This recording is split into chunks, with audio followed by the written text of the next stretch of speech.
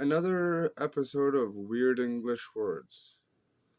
And today's word is another medical term that's ridiculously long. It's known as erythropoietic protoporphyria. I know I'm a medical nerd, I'm sorry.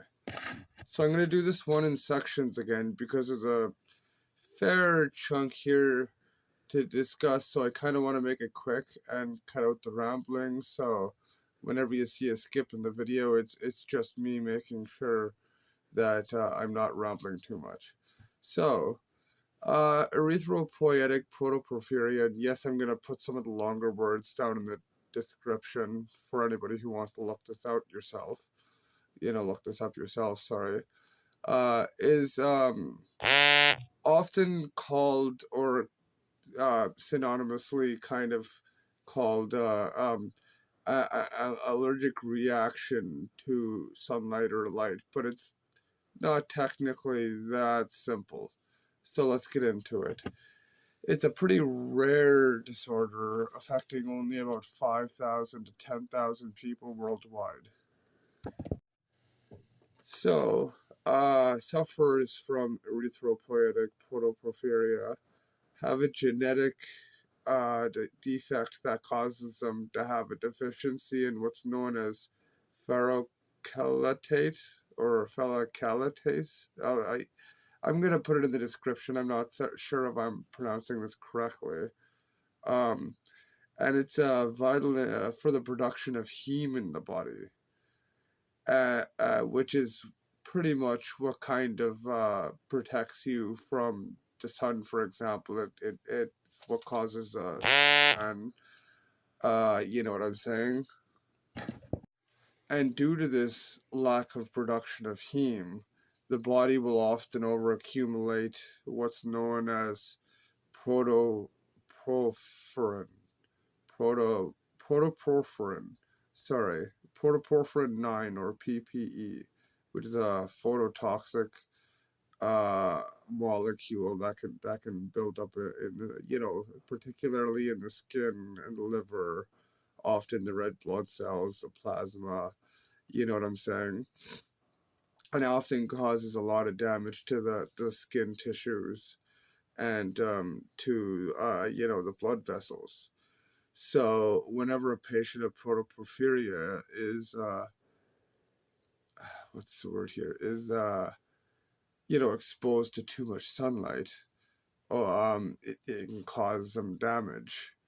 And I mean, some studies have shown that it's not always even just sunlight. Sometimes it's even like apparently certain LED lights or certain computer screens for too long can cause issues too. But it all depends case to case.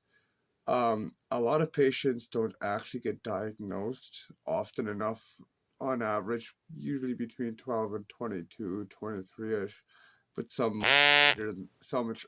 much later than that. And quite often in certain cases, a patient might not even show a whole lot of external symptoms. Like you'd think something of the seriousness might you'd see like blisters all over the place or really red skin or something obvious there's a problem, but sometimes there's not such signs at all. And if there are signs, sometimes it can be like puffiness or like around the ankles or exposed areas to light, or sometimes the whole body, depending on the patient. It's patient to patient. It does vary a bit. But typically speaking, sometimes patients can't always show external symptoms. So if your child seems to be complaining a lot about, a lot of pain or a lot of uncomfort after being exposed to sunlight, for example, this might be a sign that they might have erythropoietic protoporphyria. So it might be something to look into.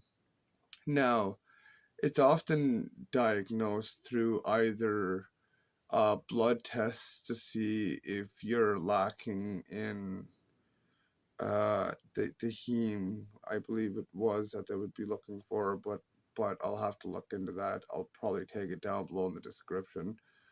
Or it can also be done by, I guess, genetics test, if I'm not mistaken, to see if you're lacking the genetic structure that causes erythropoietic protoporphyria. Sorry for the vibrations, running low on rum. But just a quick overview of something you may or may not have heard of, and just another interesting word of the English language. So I hope you're all having a great day. Take care. And just a quick correction for my previous statement. I did say, sorry, the acronym for protoporphyrin 9 was PPE, and what I meant to say was it was PP9. My mistake. We've all had to deal with PPE at work, right? So anyways, hope you're all having a great day.